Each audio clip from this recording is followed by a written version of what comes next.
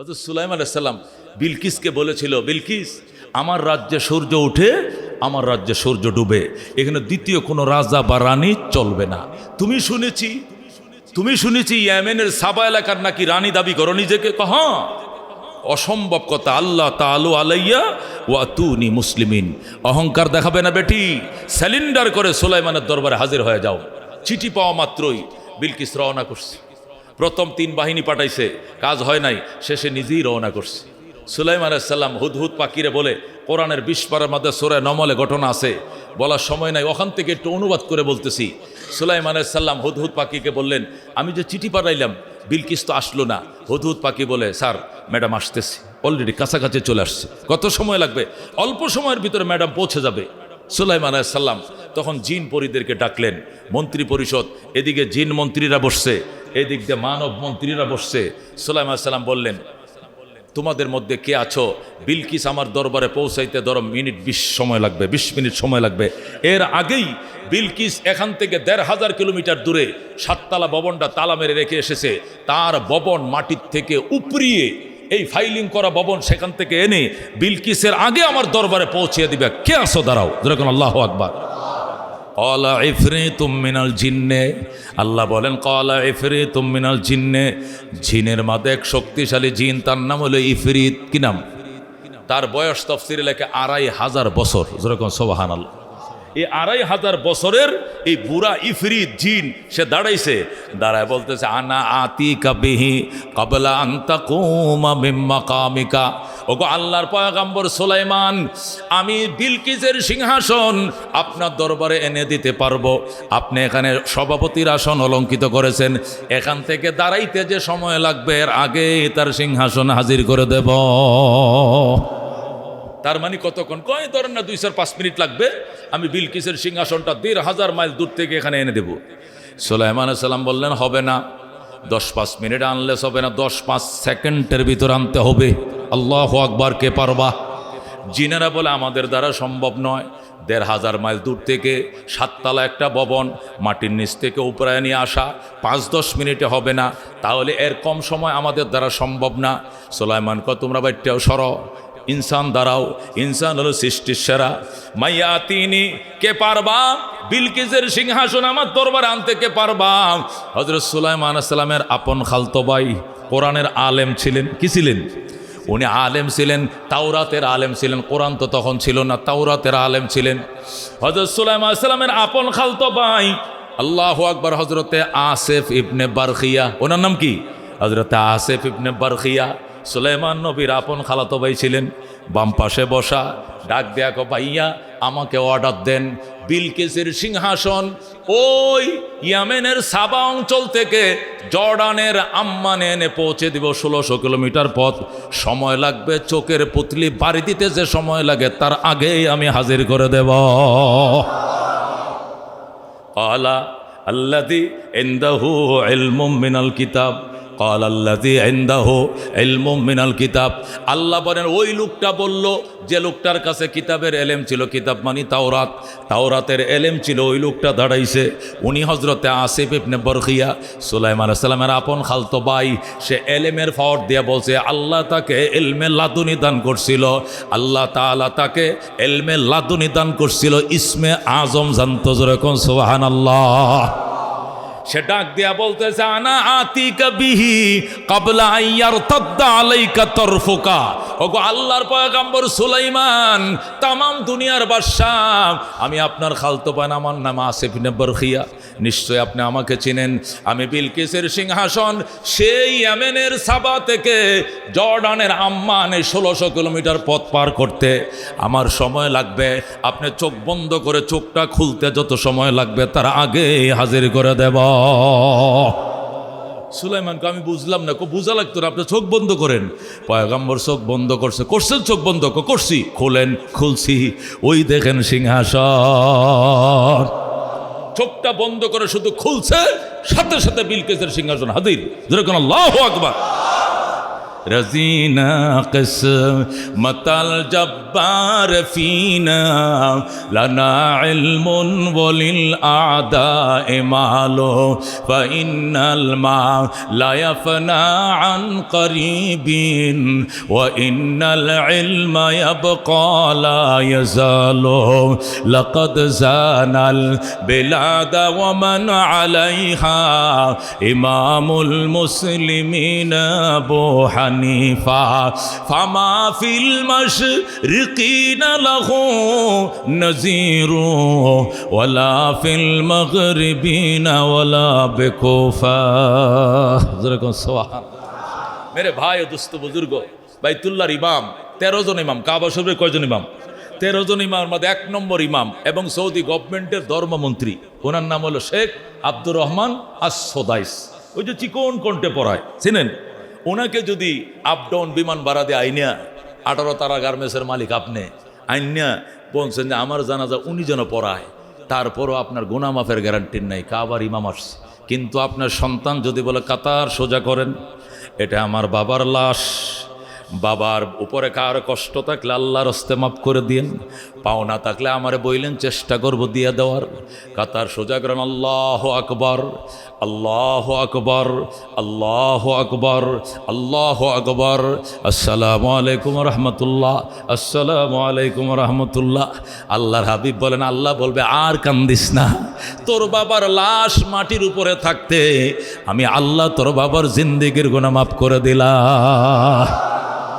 এই জন্য বাজান মন্ত্রী মহোদয়ের বাবার কত আনন্দ আমার ছেলে মিনিস্টার আমার ছেলে মন্ত্রী মেম্বারের বাবা তো গ্রামে সাত দোকানের বিলও দেয় না কই বেটা কথাবার্তা সাবধান করিস আমার ফোলা মেম্বার হয়েছে অন্য 3 নম্বর ওয়ার্ডের মেম্বার আমার ছেলে আবার সাতের দোকান দিব আবার গুদারার পয়সা দিব খাওয়ার ভাড়া দিব একটা ছাবি না চাইলে তালগা সবাই নিয়ে যাবো পরে কিন্তু সমস্যা হবে না না না মাফ হোসাই দোয়া হোসাই দেওয়া লাগতো না মেম্বারের বাবার কি পাওয়ার চেয়ারম্যানের বাবার কি পাওয়ার অথচ আল্লাহর হাবিব সাল্লাল্লাহু আলাইহি সাল্লাম ইরশাদ করেন এটা কোরআনের পাখি নবী বলেন যে কলিজায় কোরআন ঢুকছে ওই কলিজার উপরে জাহান্নামের আগুন হারাম জীবনে বহু মুনাজাত করছো কবুল হয় নাই এতিমদের মুখে আহার দাও একটা রেহাল কিনে দাও একটা পাঞ্জাবি কিনে দাও শীতের কালে একটা জায়নামাজ কিনে দাও রমজানের একটা জুব্বা বানায় দাও বন্ধু আর দোয়া চাও হুজুর দোয়া করেন এতিম সন্তান দোয়া কইর বেড়া ভাইগা ঢুকবে ঘরে দোয়া তোরা কোন আল্লাহু আকবার আল্লামা কারি তৈয়ব সাহেবের আগে ঘটনা শুনলাম খুতবাত থেকে আরেকটা ঘটনা শোনাই রেফারেন্স ছাড়া কথা বললে এখন কেউ মানে না আল্লামা কারি তৈয়ব সাহেব রহমতুল্লাহ আলাই খুতবাতে হাকিমুল ইসলামের মধ্যে লেখেন আফগানিস্তানের প্রেসিডেন্ট ছিলেন সুলতান মাহমুদ গজনবী নাম শুনছেন আপনারা স্কুল কলেজেও তার জীবনী আছে তিনি ভারতবর্ষে হিন্দু রাজাদের বিরুদ্ধে 17 বার আক্রমণ করছিলেন কথা কোন ঠিক কিনা অত্যন্ত প্রভাবশালী বাদশা ছিলেন সুলতান মাহমুদ গজনবী লেখেন তিনি বলেন আমি একদিন রাষ্ট্রীয় কাজ সেরে বাহির থেকে কাবুলে ঢুকবো রাত্রিবেলায় যখন আমি কাবুলে রাত্রে ঢুকবো শীতকালীন দিন ফুস মাসের শীতের মধ্যে হিলটেক্স এলাকা পাহাড়ি এলাকা আফগানিস্তান তো আমি যখন রাত্রে কাবুলে ঢুকবো দেখলাম যে প্রচণ্ড শীতের মধ্যে তখন নতুন নতুন ব্যাটারি দিয়ে পৌরসভার মধ্যে লাইট লাগাইছে ব্যাটারির সাহায্যে নতুন নতুন লাইট এখন তো অ্যাভেলেবল থানা শহরগুলোতে লাইট কাবুল তো রাজধানী শহর পৌর একবারে প্রধান শহর আমি নতুন নতুন লাইট লাগাইছি কয়েকটা দেখি এক লাইটের নিচে যায় দেখি শীতের মধ্যে এক ছেলে কোরআন পড়তেছে হাতে এইভাবে কোরআন আর কবুতরের মতো কাঁপতেছে পর্যাপ্ত শীতের পোশাকও গায়ে নাই একটা রেহাল পর্যন্ত নিচে নাই আমার পিছনে মন্ত্রী পরিষদের লাইন আছে সব ঘোড়ায় সোয়ার বড় ঘোড়ার উপর আমি সোয়ার আমি লাফ দিয়ে নেমে পড়লাম নেমে ছেলেটাকে বুকের সাথে জড়ায় ধরলাম ছেলেটা কাঁপতেছে শীতে আমি বললাম বাবা কি নাম তোমার আব্দুর রহমান বাড়ি কোথায় ওই যে গ্রামে এখানে কি তোমার আঙ্কেল আমার হারিকেন নাই আমার সাথী ভাইদের হ্যারিকেনে আমি পড়ি 10টার পরে সাথী ভাইরা ঘুমিয়ে যায় তাদের হারিকেন তারা নিভিয়ে ফেলে আমার আর পড়া শেখা হয় না আমার মেধা কম সকালবেলা বিনা লোকমায় 2টা পৃষ্ঠা যদি শোনাইতে না পারি কানে ধরে উড়ায় বসায় ফিডায় এই জন্য 10টা পর্যন্ত আমার সাথী ভাইয়ের হ্যারিকেনে পড়ি এরপরে সরকারি পৌরসভার লাইটের নিচে আইসা রাত 2টা পর্যন্ত আমি পড়ি এরপরে পড়া শিকার পরে আমি যাইয়া বিনা লোকমায় পৃষ্ঠা 2টে সময় শোনাইয়া ফজরের নামাজ পড়ার পরে আমুক্তা 7 সবক শোনাই, নাস্তা খাই, এরপরে আমি ঘুমাই। এটা আমার রুটিন। সুলতান মাহমুদ গজনবী ছেলেটাকে টান দেয়া গোড়ার ফিটে উঠাইয়াম রাজধানীতে নিয়ে গদির মধ্যে বসায়, আজ থেকে তুই আফগানিস্তানের বাদশাহ। যেরকম আল্লাহু আকবার। নিজের গদিতে কই তুই আজকের থেকে বাদশাহ। ছেলে আঙ্কেল আমার বাদশাহীর দরকার নাই, আমি আসল বাদশার কালামের বাদশাহ হতে চাই, আমি আল্লাহর কালামের হাফেজ হতে চাই, আমাকে ছেড়ে দেন, আমাকে যাইতে দেন।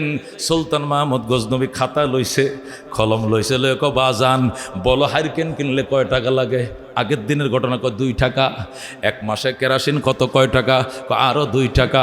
শীতের একটা পোশাক কিনলে কয় টাকা লাগে? একটা জাম্পার সুইটার 2 টাকা। বোর্ডিং খরচ কত? একটা রেহাল কিনলে কত? সব হিসাব নিকাশ কইরা 1 বছরের টাকাটা গুণ দিয়া এরপর একটা থলের ভিতরে টাকাটা ঢুকাইছে। আগের দিনে যে কাপড় দিয়ে থলে বানাইতো, থলের ভিতরে ঢুকায়া মুখটা আটকায়া ছেলেটার কোমরের মধ্যে বাইদে দেখো, যা বাবা যা, যা এতিম যা, যতদিন আল্লাহর কোরআনের হাফেজ না হবি তোর খরচ বহন করার জিম্মাদারি আমি সুলতান মাহমুদ নিলাম। মেরে ভাই দুস্থ বুজুর্গ, ছেলেটা যায় আর ফিরে ফিরে সুলতান মাহমুদের দিকে তাকায়। সুলতান মাহমুদকে বাজান তুই কিছু খুবই নি, আরও কিছু লাগবো নি? প্রেসিডেন্ট মনে করছে আরও কিছু লাগবো। বাজান আরও কোনো তেল সাবানের পয়সা লাগবো নি? কয় না। তুই বারবার কেন আমার দিকে তাকা? আঙ্কেল আমার মনের আশা পূরণ করছেন গো, আপনার কোনো মনের আশা আসেনি, থাকলে আমারে কন, আমি আমার মাওলার কাছে একটু বলবো। আল্লাহু আকবার। সুলতান মাহমুদ ডাক দেখো বাজান, যেহেতু নিজের থেকেই বলছো, বলতে চাইছিলাম না, আজকে 12 বছর পর্যন্ত কান্দি নবীকে একটু স্বপ্ন দেখার জন্য। আজকে 12 বছর পর্যন্ত আমি পবিত্র বিছানায় ঘুমাই, বউ বাচ্চার থেকে আলাদা ঘুমাই, চাদরটা দোয়া, কোলবালিশটা দোয়া, মশারিটাও দোয়া, দুরশরী পরে ঘুমাই, নফল নামাজ পড়ে ঘুমাই, এরপরে সাদকা করে ঘুমাই, একটাই আশা নবীকে স্বপ্ন দেখার জন্য। আজকে 12 বছর গেল রে বাজান, নবীকে দেখার ভাগ্য হয় না। তুই যদি দোয়া করিস রে সুলতান মাহমুদের জন্য, দোয়া করিস আল্লাহ যেন তার নবীর সাথে আমার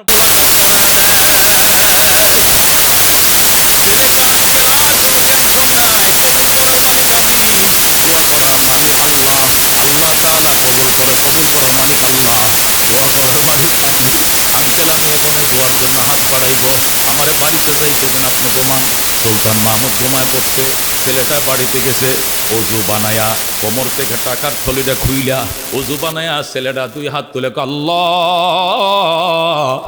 অনেক দিন পর্যন্ত অন্যের হারিকেনে ভরি, এই হারিকেনে বলে উঠায়া দেয়, অড্ডার মাঝে যায় বসি, অড্ডাতে বসলে উঠায়া দেয়, অড্ডাতে বসি।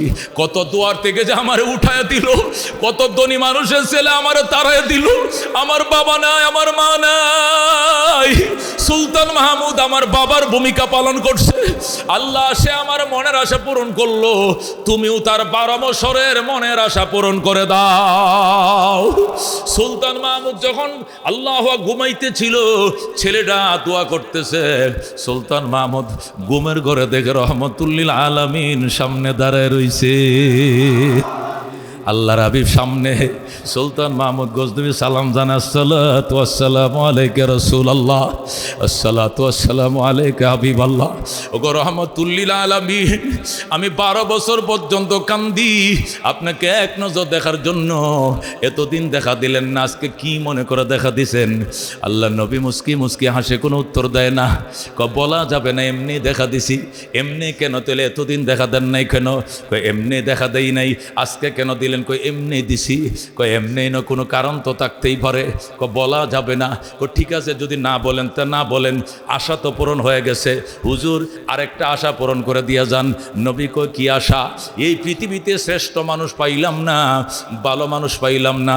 যদি ভালো মানুষ পাইতাম, জুতা দিয়ে সোজা করে দিতাম, মাথায় তেল দিয়ে দিতাম, সাবান দিয়ে গোসল করে দিতাম, সম্মান করতাম, নমস্কার জানাইতাম। আল্লাহ নবী ডাক দেখো, সুলতান মাহমুদ নিজেকে অনেক জ্ঞানী মনে করো, এখনো তোমার জ্ঞান পূরণ হয় নাই। তুমি কি এখনো বুঝো নাই ভালো মানুষ কাকে বলে? 12 বছর পর্যন্ত কান্দ আমাকে দেখা দেওয়ার জন্য, আমি দেখা দেই না। আজকে একটা ভালো মানুষ যখন হাতটা বাড়ায় দিছে, আমি নবী মদিনায় টিকতে পারি না। ওরে সুলতান মাহমুদ, তুই কি এখনো বুঝোস না ভালো মানুষ কারে কয়? কারে কয়? তুই কি এখনো বুঝোস না আমি তো 1000 বছর আগে দুনিয়াতে বইলে আইছি, খাইরুকুম মান তাআল্লামাল কুরআন ওয়া আল্লামা। তোমাদের মধ্যে সবচেয়ে ভালো মানুষ ওই ব্যক্তি যে নিজে কোরআন শিখে অন্যকে শেখায়। এই ভালো মানুষটার জন্য হেরিকেন কিনে দিছ, কেরাসিনের টাকা দিছ, সুইটার কেনার টাকা দিছ। এই ছেলেটা যখন হাত বাড়ায় দিছে, রে সুলতান মাহমুদ, আমি নবী মদিনায় টিকতে পারি না। আল্লাহ কো, যাও বন্ধু যাও, সুলতান মাহমুদের সাথে দেখা দাও। যেরকম আল্লাহু আকবার। মনে বড় আশা ছিল যাব মদিনায়, কাফেলাতে কে যাও তুমি,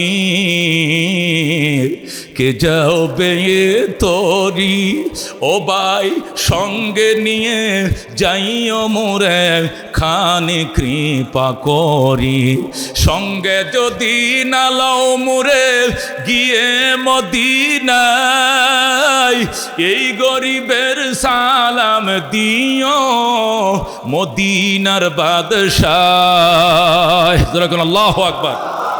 আল্লামা কারি তৈয়ব সাহেব এই ঘটনা সুলতান মাহমুদের ঘটনা লেখার পরে বলছে, আমাদের তাজরাবা হামারে আকাবারে দেওবন কা তাজরাবা হয়, আমাদের অভিজ্ঞতা, নবীর এতিমদেরকে যারা খাওয়ায়, এদের ভরণ পোষণ বহন করে, এরা নবীকে দুনিয়াতে থাকতেই নিজের ভাঙ্গা ঘরে একটু স্বপ্ন দেখার সুযোগ পায়। যেরকম আল্লাহু আকবার।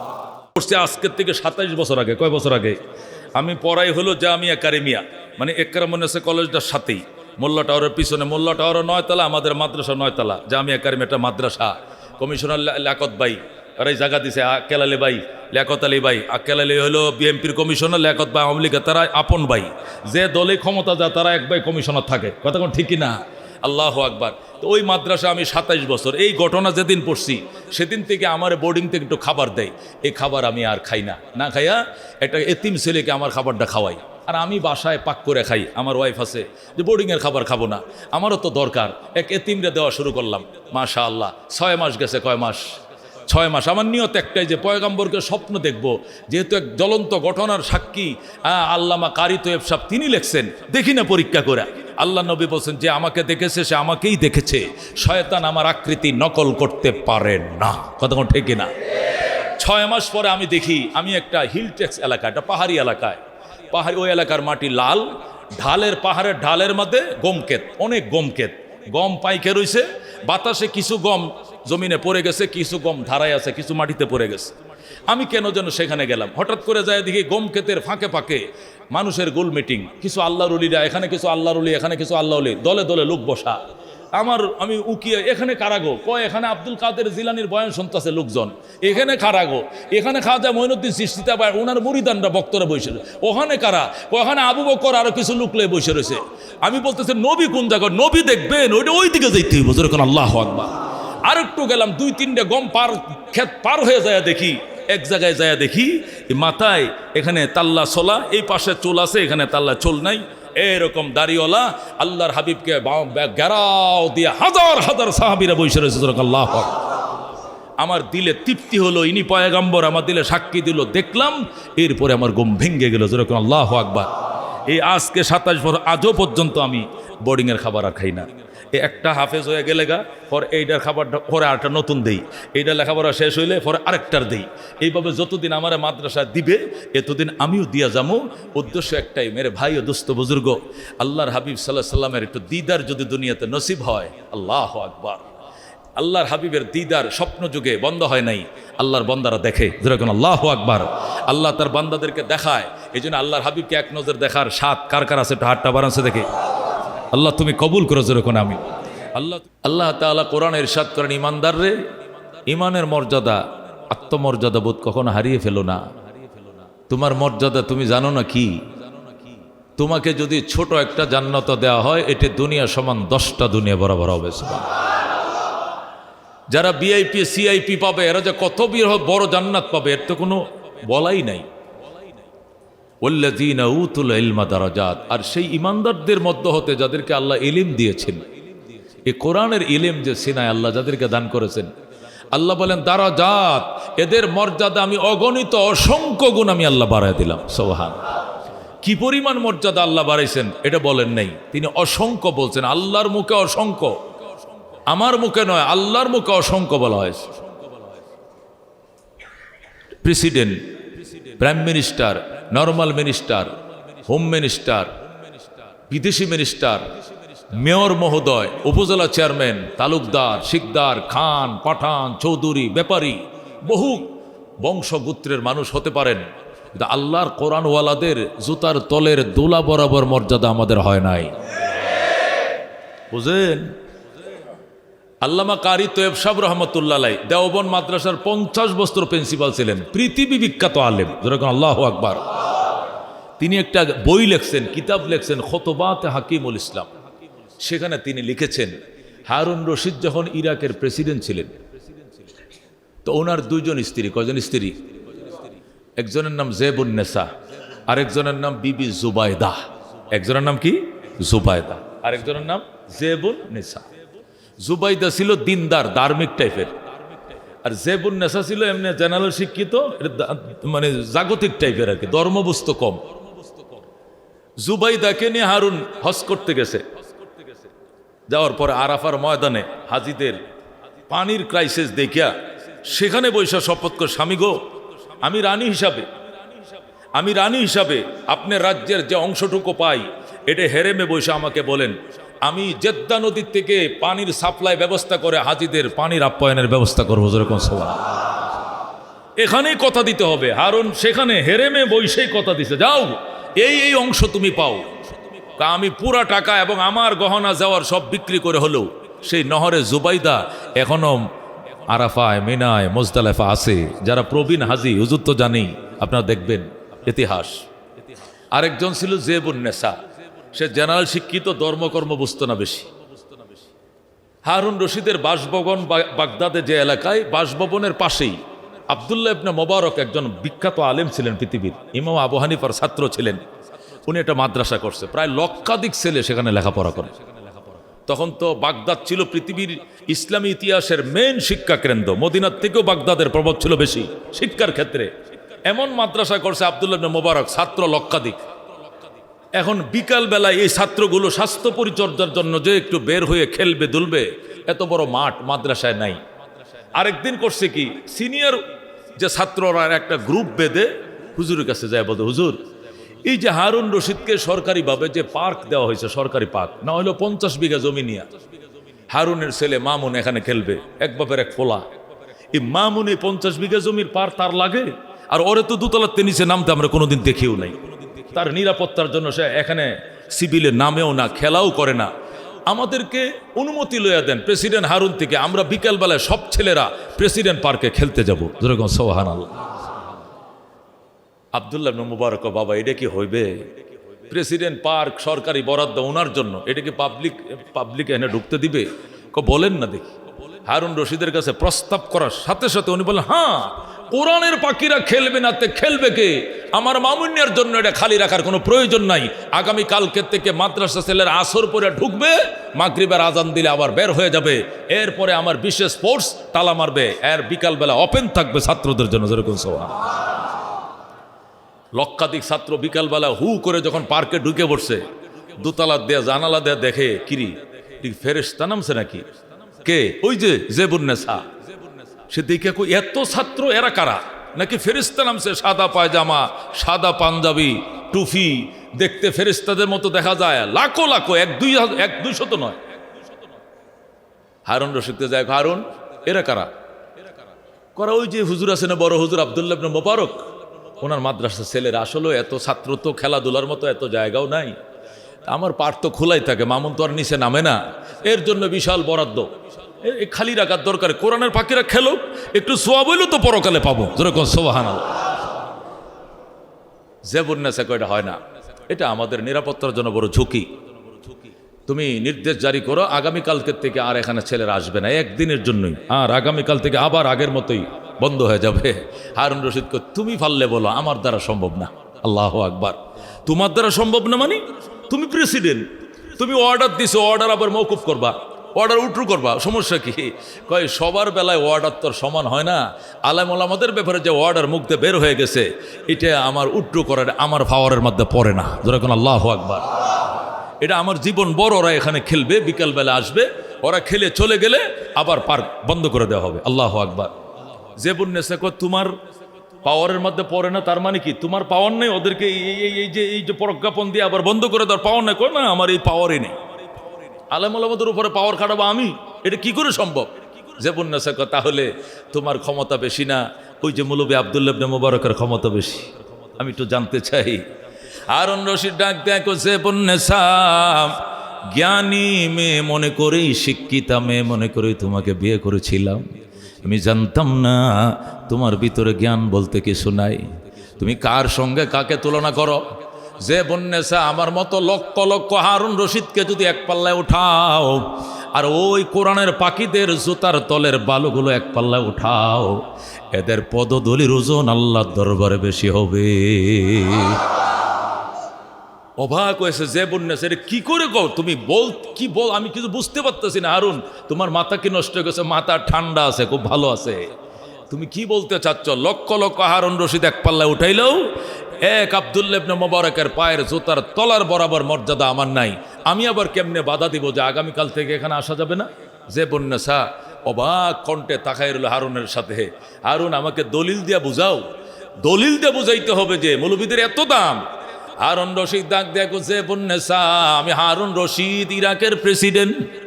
এই দুনিয়ার প্রেসিডেন্ট ছিল নমরুদ, জগতের বাদশা ছিল কারুন, দুনিয়ার বাদশা ছিল সাদ্দাত, মিশরের বাদশা ছিল ফেরাউন। এরা অত্যন্ত প্রভাবশালী বাদশা ছিল। আমি বাদশা হারুন রশিদ, আমি প্রেসিডেন্ট হারুন রশিদ। প্রেসিডেন্ট নমরুদের দনের ওয়ারিশ পাইছি, প্রেসিডেন্ট কারুনের দনের ওয়ারিশ পাইছি, প্রেসিডেন্ট হারুন সাদ্দাতের দনের ওয়ারিশ পাইছি। আর আব্দুল্লাহ ইবনে মুবারক দু জাহানের বাদশা রহমতুল্লিল আলামিনের দনের ওয়ারিশ পাইছে। আমি হারুন রশিদ প্রেসিডেন্ট, আমি কার দন পাইছি? আমি প্রেসিডেন্ট নমরুদের দনের ওয়ারিশ পাইছি।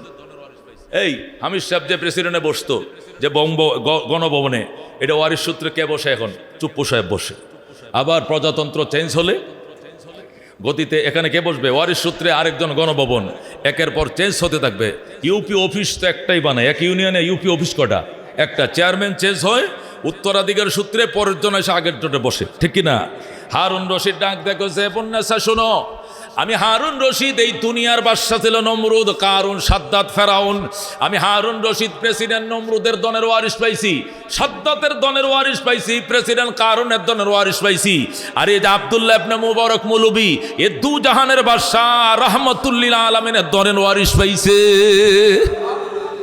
সুতরাং ওর সাথে আমার কোনো তুলনা নাই।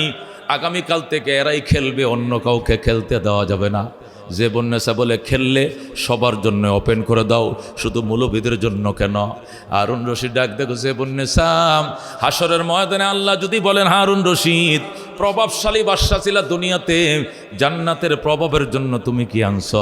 তখন আমি বলবো, আল্লাহ আমি কিছু আনতে পারি নাই। আমি উলামায়ে কেরামের জন্য, কোরআনের পাখির জন্য, পাখিদের জন্য আমার পার খুলে দিয়েছিলাম। এদের পদধূলি আমার বাড়ির জানালায় লেগেছে, আমার বাড়ির জামা কাপড়ে লেগেছে, দরজায় লেগেছে, গ্রিলে লেগেছে, দেওয়ালে লেগেছে। আল্লাহ, এই কোরআনের হাফেজদের পদধূলির বরকতে হারুন রশিদকে তুমি মাফ করে দাও। আমি এই বলে আল্লাহর কাছে ক্ষমা চাবো। ও যে বন্যেছা, তুমি কি জানো না আল্লাহ নবী বলছেন, আল উলামা ওয়ারাসাতুল আম্বিয়া, উলামায়ে কেরাম নবীদের ওয়ারিস। সুবহানাল্লাহ। আল উলামা ওয়ারাসাতুন নবী না, ওয়ারাসাতুল আম্বিয়া। নবী হলো এক বচন, আম্বিয়া বহু বচন। একটা আলেম একদম আদম নবী থেকে নিয়ে আমাদের নবী পর্যন্ত ১০০ লক্ষ নবীর সিনায় যত দন ছিল, প্রত্যেকটা দন আলেমের সিনায় আছে। যেরকম আল্লাহু আকবার। মাওলানা সাদেক আহমদ সিদ্দিকী সাহেব, উনি শুধু আখেরি নবীর দন পায় নাই, ওনার সিনার ভিতরে আদমের দন আছে, শীষের দন আছে, নূহের দন আছে, ইব্রাহিমের দন আছে, মুসা ঈসার দন আছে, রহমতুল্লিল আলামিনের দন এখানে লুকায় রইছে। অত্যন্ত দামি জিনিস ইলম। আল উলামা ওয়ারাসাতুল আম্বিয়া। যেরকম সুবহানাল্লাহ। ইলম এমন, অনেকে বলে হুজুর মামুনুল হক যা কথাবার্তা কয় কোনো হিসাব নিকাশ করে বলে না। ফয়জুল করিম দমক দেয়া কথা বলে, সাইদ হিসাব কথা বলতো, এই অমুকে আজহার হিসাব কথা বলে, এরা তো কোনো উঁচু নিচে কিচ্ছু মানে না। ঘটনাটা কি আসলে এটি হলো এলেমের জাহাজ। তোরে কোন আল্লাহু আকবার। এলেম তো আগুন, এলেম হলো আগুন। এগুলো কারে কি হিসাব টিসাব করবে? আল্লাহ এদেরকে এলেমের জাহাজ বানাইছে। মুখের ব্যালেন্স থাকে না, থাকার কথাও না। এলেমের নিয়ামতের মালিক ওরা, কথা কোন ঠিক কিনা? এত শক্তিশালী পাওয়ারফুল এলেম আল্লাহ তাদেরকে দান করছে।